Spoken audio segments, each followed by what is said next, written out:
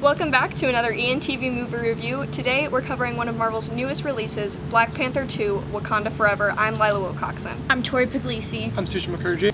There will be spoilers for the movie ahead, so if you have not watched the movie, please click off now. So, jumping right off the bat, what are our thoughts initially? I absolutely loved it. It definitely jumped the ranks into some of my favorite MCU projects. I definitely agree. I think, honestly, like one of the best projects from Phase 4. You can tell just the entire cast really like put a lot of love into their acting and their roles, and I just thought it was fantastic addition. Yeah, I agree. It definitely jumped up the ranks in like what I would consider my favorite movies in Phase 4 of the MCU. And yeah, I overall thought it was an amazing movie. I think they did an amazing job, the cast and crew all together. You could tell that both the cast and the crew had a lot of heart going into this movie, especially after the tragic passing of Chadwick Boseman. And so it was definitely, you could see that come through on the screen in the best way possible. The Marvel Studios logo being just of Chadwick as Black Panther. When I went to go see it, like the entire theater was just silent. Like no one was even moving or anything. Like we were all just kind of sitting there just like, yeah.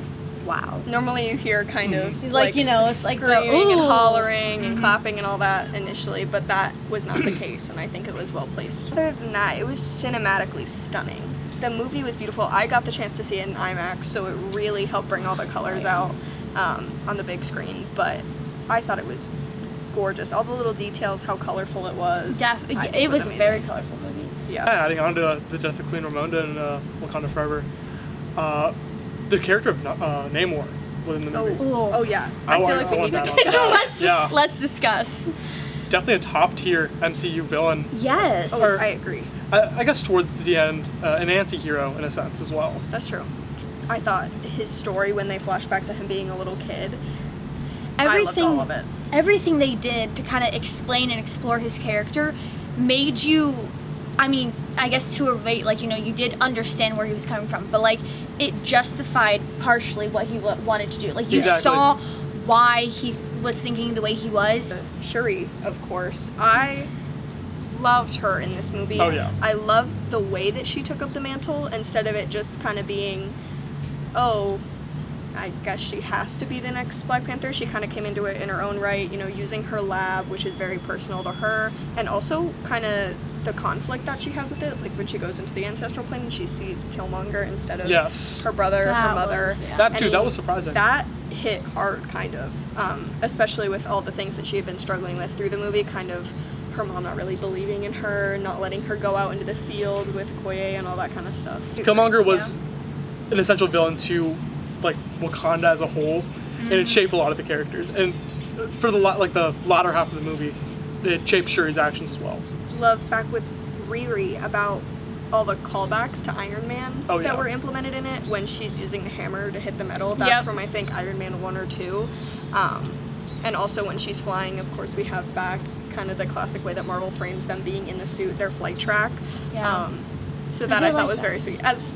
As someone who grew up with the Iron Man movies, that was sweet to see. Ooh, by the way, love her introduction into this movie. I love the actress. She's already doing such an amazing job, and of course there was the announcement of her own series that'll be coming out. Let's talk about it. There is only one. Marvel's kind of, you know, been running with the two, one mid-credit and one post-credit for a while, but there was only one. But in this instance, I thought it kind of worked. I mean, geez, like, that just, wow. Anything that we think maybe could have been improved slightly upon? The role of Everett Ross in the movie, I feel like he was very underutilized. On one hand, I can agree that they could have done more with him, but on the other hand, I think they were more so teasing it for a Thunderbolts type of thing, especially with director DeFontaine coming in. That sent me. Did anyone catch it? Like they were married at one point? Let's talk about that. What? We just kind of said that and then moved on. Maybe I missed something in like Falcon and the Winter Soldier, but I feel like that was kind of a bomb that was dropped and then just kind of left. No, literally, because I even said in my theater, like, what? Overall, with Black Panther, Wakanda Forever, like, what a way to end Phase 4. Overall, like, if I had to give it a rating, I'm gonna give it a 10 out of 10. I'm not gonna lie. Like, it was an amazing movie. They handled loss well. They handled Shuri's character arc. Cinematography-wise, it was beautiful. Writing-wise, it was gorgeous.